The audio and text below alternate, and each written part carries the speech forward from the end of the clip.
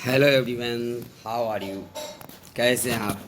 आज मैं आप लोगों के लिए क्लास नाइन्थ चैप्टर सेकेंड का थर्ड पार्ट लेकर के आया हूँ। फिजिकल फीचर्स ऑफ इंडिया में द डेजर्ट रीजन के बारे में आज हम आपसे चर्चा करने वाले हैं।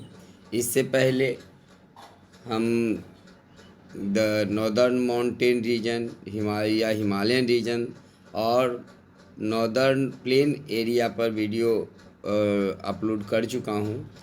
अगर आप लोग नहीं देखे हैं तो उसे अवश्य देख लें। आइए शुरू करते हैं। सबसे पहले द ग्रेट इंडियन डेजर्ट, इसको हम सबसे पहले अपने भारत के नक्शा में देखते हैं कि हमारा जो ग्रेट इंडियन डेजर्ट है वो कहाँ है। देख सकते हैं ये जो रेड कलर में है ये हमारा ये ग्रेट इंडियन डेजर्ट है। तो यहाँ से ये जो आरावली पर्वत है, ये आरावली पर्वत के वेस्टर्न पार्ट में ग्रेट इंडियन डेजर्ट, जिसे थार डेजर्ट के नाम से भी हम जानते हैं, वो फैला हुआ है। और भारत से लेकर के पाकिस्तान का ये पूरा जो क्षेत्र है ये भी डेजर्ट रीजन है। दोनों ही देशों में थार डेजर्ट फैला हुआ है। और इसका जो फैलाव है, साउथ में गुजरात, नॉर्थ में पंजाब और हरियाणा, ईस्ट में अरावली पर्वत और वेस्ट में पाकिस्तान तक फैला हुआ है। ये क्या है? ये पाकिस्तान का इलाका है। ये पाकिस्तान का इलाका है। देख रहे हैं ये पाकिस्तान है। कहाँ से कहाँ तक हमारा थार डेजर्ट फैला हुआ ये आप लोगों ने देख लिया। मेनली ये जो क्षेत्र है, जो डेजर्ट रीजन है, ये राजस्थान में है। कहाँ है? राजस्थान। आपको पता है कि राजस्थान अपने देश का सबसे क्षेत्रफल के दृष्टिकोण से सबसे बड़ा राज्य है। और लेकिन यहाँ पॉपुलेशन बहुत कम होती है। ये पॉपुलेशन इसलिए कम होती है क्योंकि यहाँ रहने लायक परिस्थितियाँ नहीं है। तो सबसे पहले तो ये हमें आपको जानना चाहिए कि डेजर्ट हम कहते किसे हैं। तो an area of land that receives very little rainfall और नो रेनफॉल एट ऑल।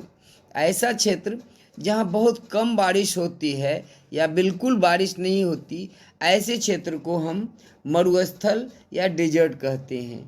तो ये थार डेजर्ट पूरे रेतीला डेजर्ट है और सैंड स्टॉर्म यानी धूल भरी आंधी होती है।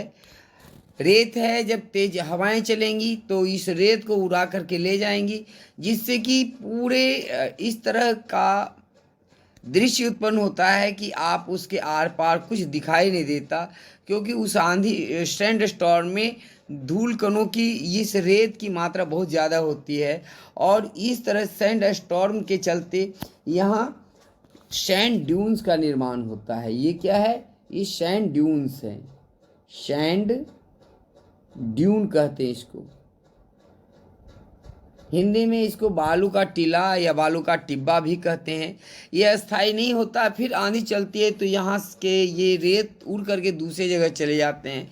इस तरह से सैंड ड्यून्स का फॉर्मेशन और जो विघटन होता है वो प्रायः होते रहता है मरुस्थलीय इलाकों में।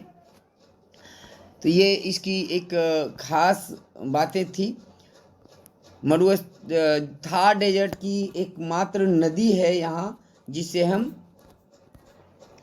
लूनी नदी कहते हैं। ये राजस्थान की लूनी नदी है। तो लूनी नदी के किनारे हरियाली है, जबकि आपने भी यहाँ देखा कि यहाँ पर कोई भी हरियाली नहीं, किसी भी तरह की वनस्पति लगभग नहीं है।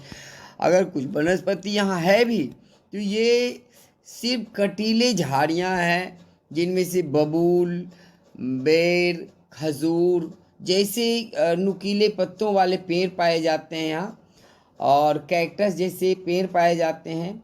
लेकिन जहाँ पानी है, जैसे आप ये लूनी नदी देख रहे हैं, इसके आसपास के इलाके हरे भरे हैं। तो जो राजस्थान का वो इलाका जो इस तरह का होता है हरा भरा, ओएसिस भी कहते हैं। और यहाँ खेती भी होती है। पानी है तो ऑब्वियसली खेती भी होगा।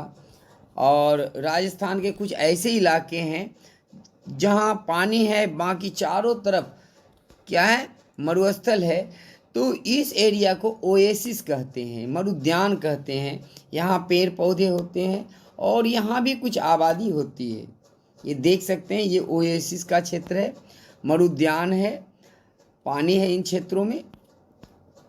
तो ये काफ़ी महत्वपूर्ण चीज़ें थी। थार डेजर्ट से संबंधित, थार डेजर्ट में एक इंदिरा गांधी नहर भी है, ये आप देख सकते हैं। ये इंदिरा गांधी कैनाल जो सतलुज नदी पे बना हुआ है, जिस समय इसका स्ट्रक्चर हो रहा था उस समय की ये दृश्य हैं।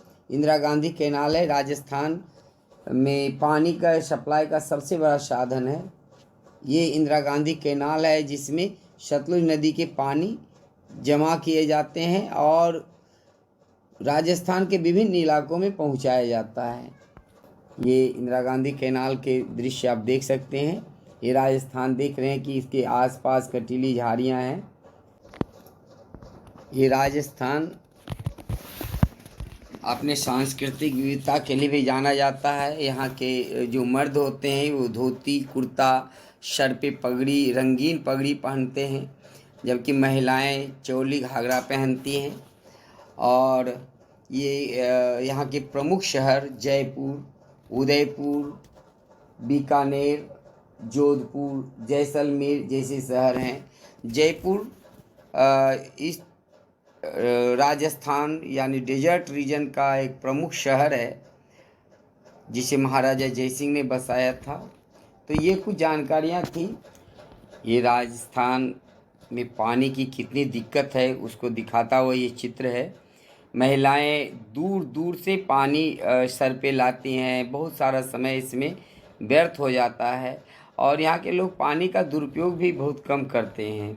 राजस्थान यहाँ चित्तौड़ का किला महाराणा प्रताप से संबंधित है। तो राणा सांगा, राणा कुंभा, उदय सिंह, महाराणा प्रताप, ये सब इसी क्षेत्र के हमारे महान सपूत हुए हैं। अगले वीडियो में हम द कोस्टल प्लेन, इस एरिया के बारे में बात करेंगे और द कोस्टल प्लेन के साथ ही हम जो द आइलैंड ग्रुप्स हैं उन दोनों को एक साथ ही देखेंगे नेक्स्ट वीडियो में। तो आपको ये वीडियो कैसा लगा आप हमें कमेंट बॉक्स में लिख कर बताएं। अगर अच्छा लगा तो इस वीडियो को लाइक करें, सब्सक्राइब करें और अपने दोस्तों के बीच में शेयर करना ना भूलें।